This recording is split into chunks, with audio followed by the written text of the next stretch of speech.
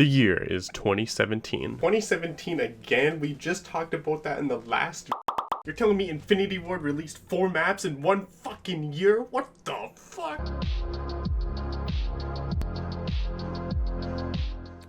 I want to start this video off with a question. Have you ever talked to someone that you just met and your first impression of them was, I think that guy's really cool. I'd like to hang out with you again. They were maybe interesting or funny, but they left a really good impression and you're like, you know what?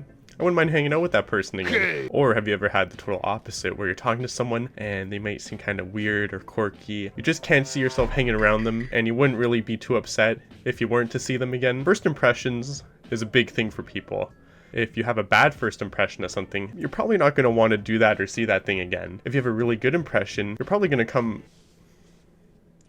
Yo, what? Wait, what? Probably going to come around back to it. The point that I'm trying to make right now is that first impressions in person with talking to other people and video games, especially when it comes to their DLCs, is huge for people to come back and keep on playing games such as Call of Duty, where they always release a brand new game with 4 DLCs that come later in the season. But that first DLC is a really big indicator of, well, should I keep playing this game and, keep giving it a chance, especially if I'm starting to get it, a little bit disinterested in it, or should I just move on to the next thing? And today in this video, I'm going to be talking about that with Infinity Ward's first DLC releasing, Rave in the Redwoods. Summer camp. Deep in the woods. 4 stranded companions will become the life of the party. We got recast and the script has been flipped. Zombies, welcome to my party. This looks like a summer vacation right out of a nightmare. Talk about the boonies. Who the hell booked this gig? Let's play. Woo! This is awesome! Whoa, that was gnarly. Like the lambs to the slaughter, eh? I can feel the universe. Ooh, look at the colors, man. This January, dance like somebody's watching.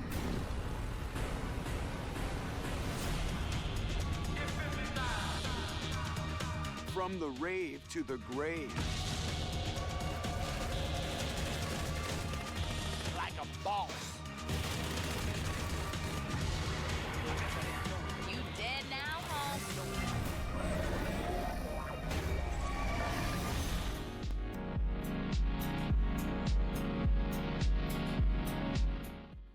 When Zombies in Spaceland left off with a cliffhanger, people were so hyped for the next map. Zombies in Spaceland left a beautiful taste in people's mouth.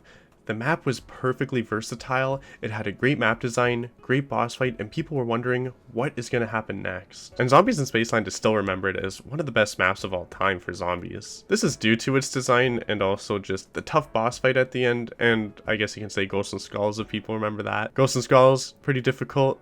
Anyways, once the time came around and Infinity Ward released a trailer for Rave in the Redwoods, some zombie YouTubers got early access to the map. Noah J456 might literally be the backbone of Call of Duty Zombies, by the way. He was the main guy Infinity Ward reached out to promote their new Zombies maps. When Zombies in Spaceland was coming out, or I guess before it was released, Noah got a package with a timer on it, and he had to go to a store to put in a VHS tape. It was crazy at that time. People were so invested and interested. Like, what does Infinity Ward have cooking for zombies? I'm gonna keep this segment short because I feel like there's something more important to talk about later part in the video, which is the Easter egg. But when the map released, there was a lot of YouTubers that were actually hyped about this map, but things died down quickly because of the Easter egg itself. As I said, I'm going to get into that in later parts of the video, and even the storyline that Infinite Warfare Zombies had to offer, it wasn't something in depth that we were used to like Treyarch Zombies. Treyarch Zombies is just layers and layers of lore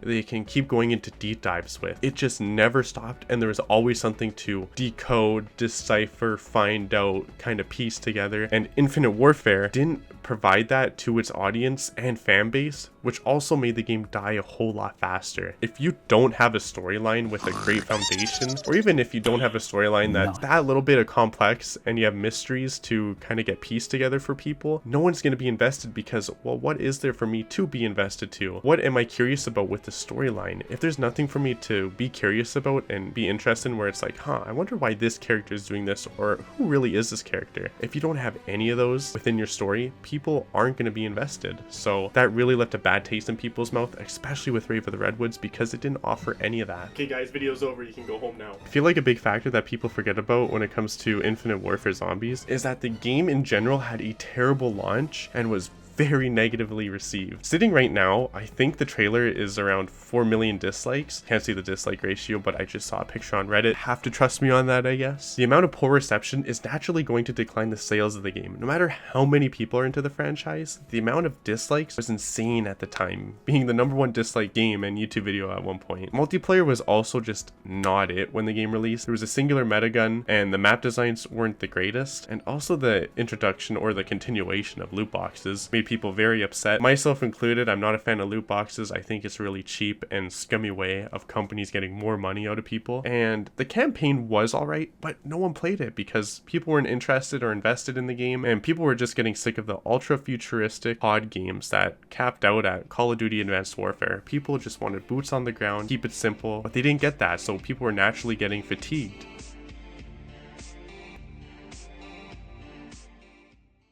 Let's start from round 1 within Rave in the Redwoods. When you first spawn into the map, you have no weapons in your hands except for the default melee, which isn't very effective after round 2 or 3. You can pick up any of the other melee weapons laying around in the starting building, or you can just pick up the car on the second floor, which is usually the go-to weapon. Once you open a couple doors, you start to realize that the starting building is actually the main hub of the map. It branches out into a spider-like formation, going into the separate areas. And a lot of people didn't like this due to it being more complicated and different from other maps we've seen previously. But as I said in my Attack of the Radioactive Thing video, over time playing zombie maps, you will remember them like the back of your hand no matter how complicated it is. But is that me making an excuse for the map being bad? No. And I believe that Rave in the Redwoods isn't even a bad map at all. It's just different, and we all know how we feel about something different. But not many people played this map, so it's that new player effect. Post-edit me here, this thing really just swung 4 times before it gave up. That's actually kind of ass. In fact, where you're unfamiliar with the locations and the shortcuts, so you get all mixed up and turned around because some areas might look the same as others when it comes to sharing the same assets and locations. This map is so fucking cool. The map design team was having a spectacular time creating all of the separate areas when it came to the dock where you go to pack a punch, the mess hall, sewer, the cabins, recreational area, and the dance floor. I mean, look at these zombies breaking it down like a freaking math equation. Map of the year, baby, map of the year. I think this map is great when it comes to the flow, especially since once all doors are opened and you turn the power on. Why don't we talk about that for a second? Most people that play these maps, I assume, aren't going to be using Director's Cut. So for someone that is using Director's Cut,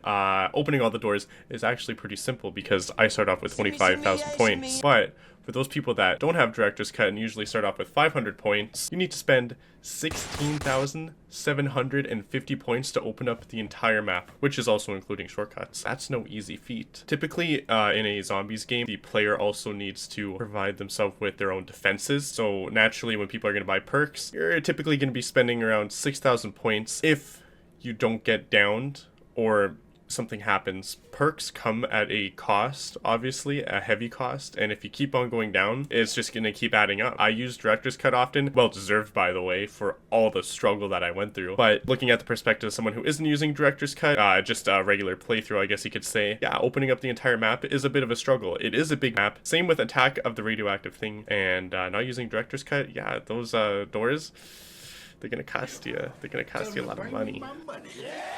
The main starting cabin has ziplines leading to every area in the map, which is easy to figure out where you're going. If I need to go to the recreational area, bam, I use a zipline. Rave in the Redwoods is a map that allows players to explore and run around without holding them back. Let's go back in time for a second and talk about a very nostalgic map people remember and love, which is Ascension. Some people are about to hate me for this. I think Ascension is a perfect example of a map that limits the players for how they can run around. Yes, you have the Lunar Landers that we know and love, but if you need an ASAP get out of free jail card, you need to have already called the Lunar Landers in those specific locations. And this isn't me saying that Ascension is a bad map either, by the way, and I'm not doing its justice with that short description. It's just me explaining that the people who designed the map at Infinity Ward for Rave in the Redwoods put a lot of thought and care into the design of the map for players who are more versatile and who take the extra steps to explore around and discover the map.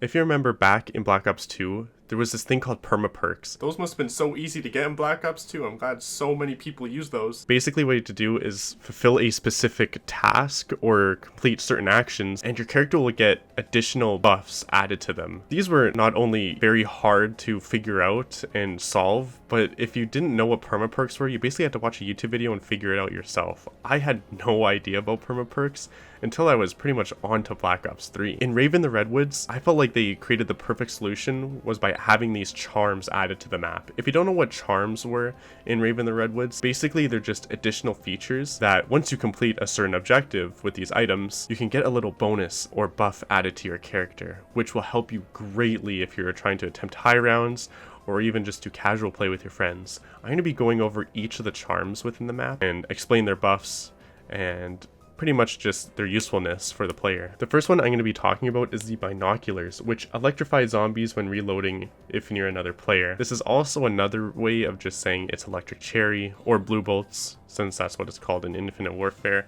This does work in single player as well, but it's not as great as regular blue bolts. It's basically an alternative if you want to switch up your perks and try something different, which is nice because it lets you explore some other options if you don't have Director's Cut or you want to use your Fate and Fortune cards. I definitely recommend this if you want to do that. Other than that, if you're not going to use the binoculars and you're just going to stick with blue bolts, just do that. It's not the greatest, and there's just so many other charms that you can use. The next charm is going to be the shovel, which explodes zombies near players after they are revived. This is going to be useful if you play with more than one player, obviously, and in this day and age where no one is playing online unless you have some friends over. Yo, this game is fucking garbage. This is just another one I would personally avoid holding on to since it's not going to be very effective and you could choose a better charm overall. The challenge of killing the 5 skeletons though is extremely fun and difficult, although there are only 5 of them you need to kill. But as I said, they're extremely beefy, and if you don't know how to navigate in the tight river, then you can get cornered and killed easily. As the cool kids would say, this is not poggers. The arrowhead is basically Deadshot. This is just a must-have, and also you could say this is a sneak peek into Deadeye Dewdrops, which released just after this map in Shall and Shuffle. Everyone loved that map. As said, having an automatic ADS for the head is not only a game changer, but makes high rounds between 50 and 70 in Rave in the Redwoods much easier if you're not going to use the bows. For some reason, if you don't want to use them and just use regular guns. This may not be the most effective way to do high rounds, obviously, but this is just an S tier charm for that general gameplay of having the ADS automatically go to the head. This is also the charm I saw people most struggle with due to the target minigame, which in my opinion is not the hardest, but if you're using a controller, it can be difficult since you need to swing around from time to time doing the challenge. That being said, this charm, great overall, S tier. It's an S tier, baby. The ring. This is really interesting as a concept. If red screened, meleeing a zombie will get you back to full health. I think the thing for this is the learning curve with a regular user melee animation and distance you need to have between the player and the zombie. If you gotta think of that high risk, high reward. MML, or, you know, the magnetic melee lunge. If you don't get that perfect distance, you're gonna get knocked down. And Infinite Warfare, there is that learning curve with using your regular melee weapon for hitting zombies. This charm is not going to be used in high rounds most likely, since if you're a pro zombie player and you do high rounds, you know, something like this just isn't that useful. You could use another alternative. This is definitely for more casual players who are attempting, say, the boss fight, and, you know, they're given a lot of space in Rave in the Redwoods. It's just a breathing tool to get some health back. This is definitely the way to go, but it's that risk and reward that plays a huge factor, especially when you're dealing with the MML. The bird mask. This will slowly reload the weapon you have held as your secondary. This is just kind of useless, like, in my opinion. I feel like any zombies player that's going to be using Speed Cola, reloading your weapons is never really an issue, and having your secondary weapons slowly reload, like, it's interesting, I guess. Like, if you have the bow, sure, no problem. It's just one round, and if it's going to reload it, like, whatever, in a snap, that's fine, I get it. But other than that, just reload your weapon regularly with quickies on hand. I don't know, I feel like this charm could have been a little bit better. If I had to revamp this charm, basically every time I reload my weapon, it would just reload my secondary weapon. That would be kind of broken, but I felt like that would have made the charm way more useful. The 8-ball, I guess the zombies are like bowling pins with this charm. This is a really weird concept. It's not going to be used very much, obviously in high rounds, but it's just going to be used with you and your friends. And in this case, no one at all, because no one plays this map. This charm is probably the most useless, and I don't recommend it at all. It's the easiest to get, but it's just garbage. It's garb.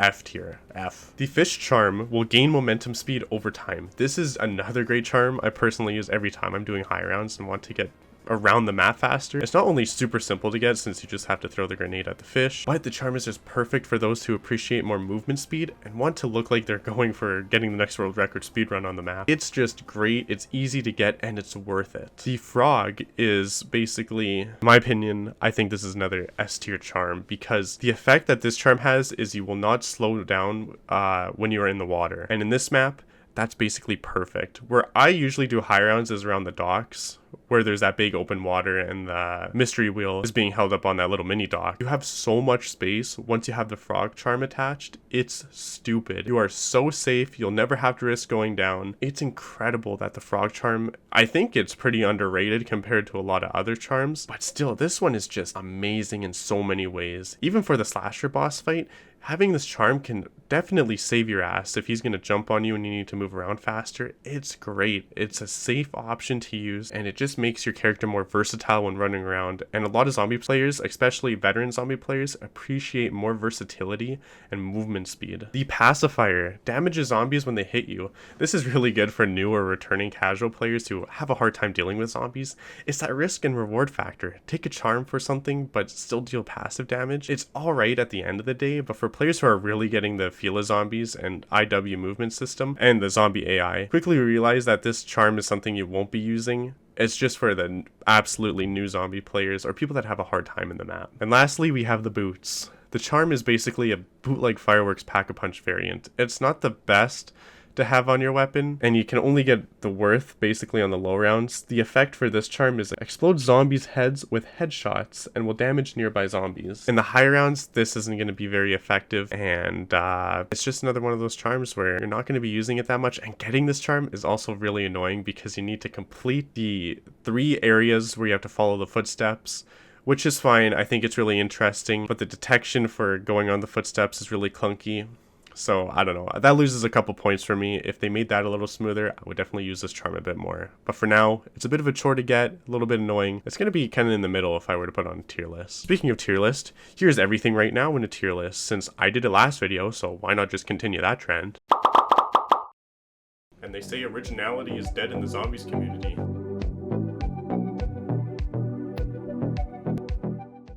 Rave in the Redwoods had a very simplistic and short Easter egg. Is that a bad thing? I mean, look at the map before it. You find 3 parts to make a satellite, defend the satellite, and then you find an alien. It's basically a 3-step Easter egg in a way. Rave is like that, but on easy mode. I also know why it was solved so easy, which I still don't get why Infinity Ward made this decision to this day. If you don't know, in Rave in the Redwoods, they made it icon, so when you're near the Easter egg photo to pick up, it tells you that you're close to it. One of my favorite things when attempting zombie Easter eggs, especially if I didn't know what the Easter egg was about, was riding the walls and spamming the X or square button, and luckily picking up something if I managed to find something. Now you're gonna tell me that I actually found the part when I'm over it? Zombies in Spaceland did not do this for the SETICOM. When you found a part of the satellite, it almost blended into the map so well that when the map first launched, people couldn't find the frickin' umbrella when the map came out because it was just so well blended in, and it didn't give you that icon. It's basically like a helping hand. It did not give you that line of text that says press this to pick up the item. People also always complain about Easter egg steps and how they make no sense,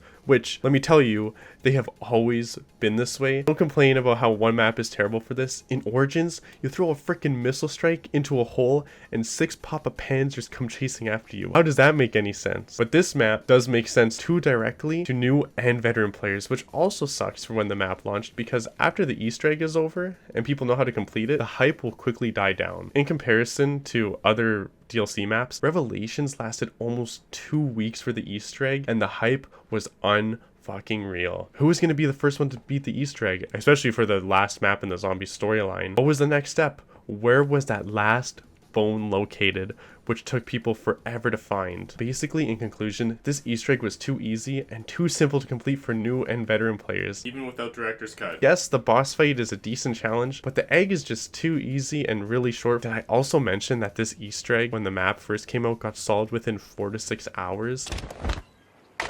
What? When an Easter egg gets solved within such a short amount of time like that, there's not a question in doubt why the map died down, especially when it came to players leaving and the storyline as well. We got an ending cutscene which basically led into Challenge Shuffle, but there is no real in-depth story to follow for people. The protagonists didn't really have their own character development. Yes, they changed costumes every map, which is really interesting. They get their own special melee animations, which is really cool. But at the end of the day, what do I know about these characters? Who are they? How did they get here? What's their background? People love that stuff, especially with the OG Zombies crew like Nikolai and Richtofen and Dempsey and Takio. Like, these characters had a lot of background with them, and there's so much to know and learn. You could watch endless hours of YouTube videos about these characters. There was just so much to invest yourself in. Infinite Warfare didn't give that with the new Zombies crew, which is a real shame because I think they're really good characters overall. But if you just don't have that background and foundation to work off of,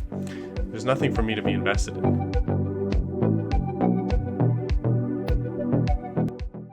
I'm not gonna lie, I know I said this in the last video, and I'm gonna say it again. I'm not a Ghosts and Skulls guy, and if you want to attempt Ghosts and Skulls 2, good luck. Attempting Ghosts and Skulls 2 is basically playing Dark Souls 3, Soul Level 1, going against the Nameless King.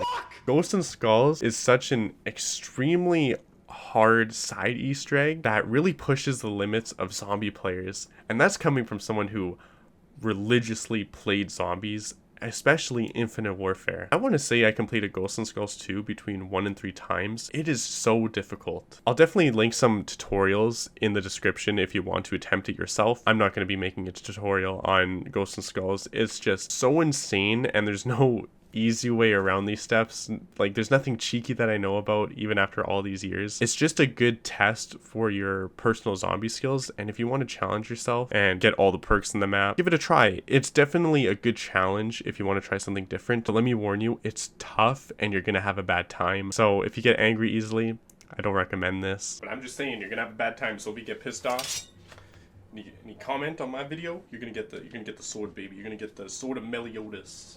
The Meliodas sword.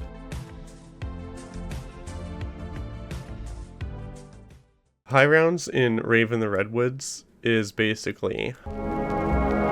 The way I like to do high rounds is I'm usually by the docks, I have my charms and my setup, and I'm running around in circles blasting the Reaver shotgun at the zombies until basically around 50-60, and then I call it quits. The real way to do high rounds in Rave in the Redwoods is you get the bow, the trap bow, and you go to the dance floor, you shoot the 2 arrows in the bottom of the stairs, and you're basically sitting there until around like 80 to 100, until you pretty much start running out of bullets throughout the rounds, and then you need to change your setup. If you haven't seen high rounds for Rave in the Redwoods, I will also leave links to videos in the description below. It's incredible what people do in Infinite Warfare Zombies to get to high rounds. The methods and strategies people go for, especially with Steve. He's a very iconic zombies YouTuber when it comes to high rounds. And in Zombies in Spaceland, I think he was reaching over like round 500, which is incredible. But in Rave in the Redwoods, I personally find it a little bit boring compared to other maps when it comes to high rounds. But that being said, every high rounds is kind of boring because it's always a cheeky method. You want to do as little work as possible, but achieve the best outcome. I think a fine example of that is Shadows of Evil. When it first came out, when you were able to pack a punch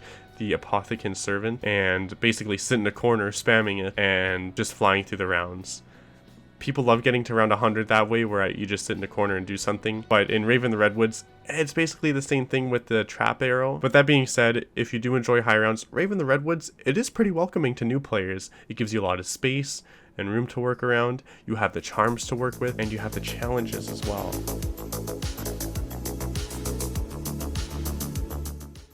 In Rave in the Redwoods, apart from completing the charms, there's also 5 challenges you can complete in the map, and they're all very simplistic and they tell you what to do. Basically, as you can see in this gameplay here, I go up to a totem, click on it, and it tells me what I need to do to complete that challenge. And at the end, you get a reward that's you can use infinitely. It replenishes after every round or every second round, but it's pretty worth it, especially for the one that's by the dock, which I think is called the Repulsor. It's an incredible get off me tool, and it's free, and the challenge is incredibly easy. I definitely recommend that you guys do this yourself. But for now, I'm just going to show the gameplay footage of me completing all the challenges quickly. Very, very simple. And as I said, I recommend giving this a try yourself if you haven't done it already.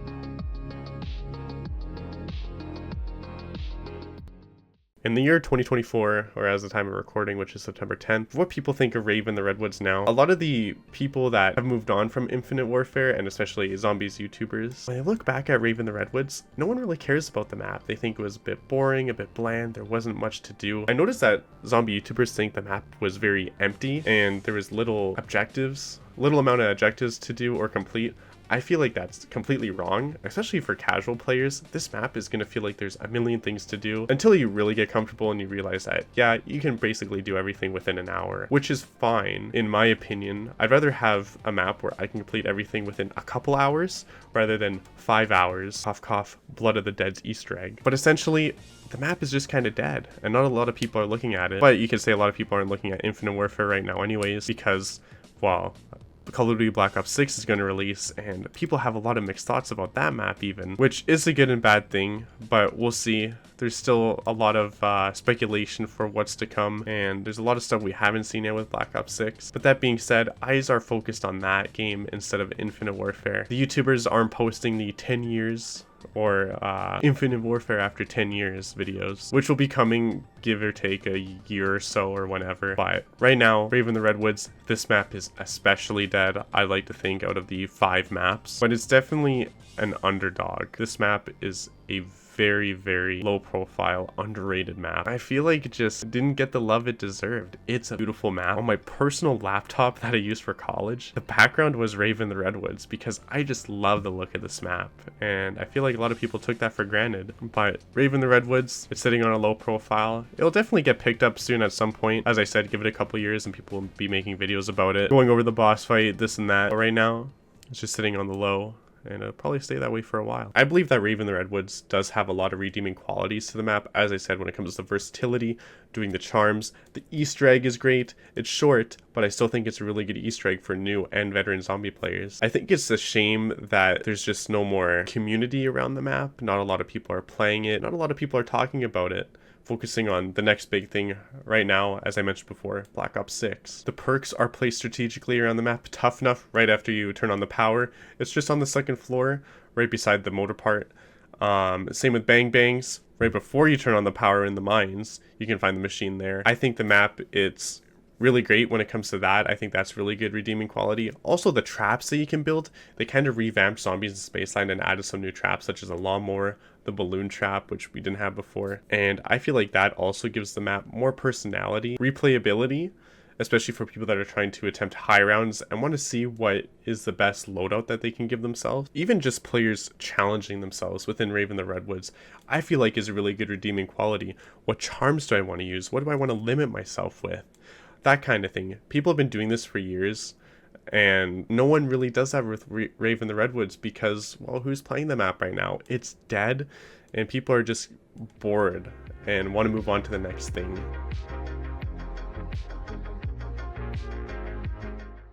This is just going to be a super short segment on magnetic melee lunging. I know I talked about it earlier in the video, but I just wanted to go in some more depth into what magnetic melee lunging is, especially to those who are confused about it. In Zombies in Spaceland, when you pick up the axe and you try to kill zombies with it, no matter what distance you are from the zombies, you will forcefully go right up to them as you're going for the kill. And that's the same for the Rave and the Redwoods starting weapons as well. No matter what your distance is, you will always magnetically lunge towards them if the game knows that you're going to hit them. This is a big difference from your regular melee weapon, since you can give yourself a little bit of distance, and you'll notice that your character won't lunge in and will still give the hit detection showing that you are dealing damage with them or you just kill the zombie. This is important, and I think with those beginning melee weapons, that really just, in my opinion, ruins them for me, because why would I want to use a melee weapon, especially if it's going to start taking a couple hits to kill the zombies? Why would I want to risk taking a couple hits of my health or risk just going down and losing the game?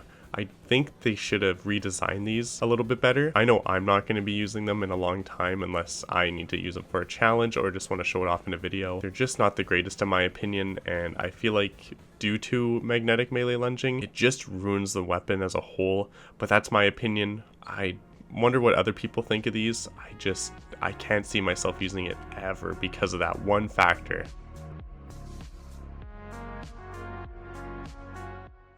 Kevin Smith, currently 54 years old, was born on August 2nd, 1970, is an American actor who directed and first debuted in a movie called Clerks in 1994, which is one of the many entertainment films he was a part of or worked in. Kevin Smith also used to host a radio channel or show which is called Rebel Radio, and if you take one look at this website, you can tell someone seriously needs to touch up on their HTML and CSS coding. This is like garbage. But I guess now he moved on from that radio show and is part of a new crew working within a podcast called Smodcast, which is a podcast channel. I literally just reiterated that like a 9th grader writing an essay trying to get 1,000 words. If you search anything up on YouTube about him, you're gonna find nothing new within at least 5 years. Everything about this is pretty old, but Kevin Smith was always known for his comedy in general as an actor or comedian.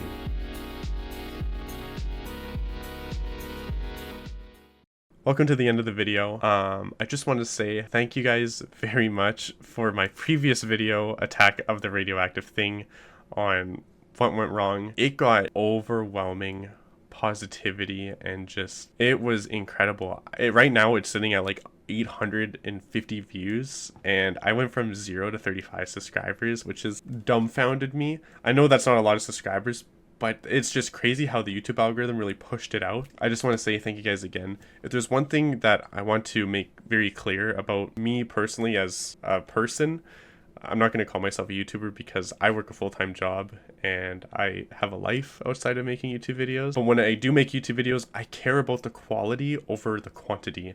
I'm not going to be posting 3 to 4 videos a week. I would rather post one video every 2 weeks and have it be exceptionally well made and thought out. So I'm sorry if this video took a while to release, but I spend a lot of time with my videos because I care and I want to put a lot of love into them. The next couple of videos I'm going to be releasing is Zombies in Spaceland Challenge Shuffle and Beast from Beyond. You can tell that Beast from Beyond is very well remembered, by the way. I'm definitely interested to see where Infinite Warfare will take this channel. Interested to see where things are gonna go now that it's been so long and people are like, holy crap, this game is actually not that bad. Thank you guys again. I appreciate you. If you want to see more videos, leave a thumbs up. And as I said before, I always appreciate comments and your feedback. I want to know what you guys think, what you think about this map. I'm really interested in that stuff as well. So thank you again. I appreciate all of your support and have a good day.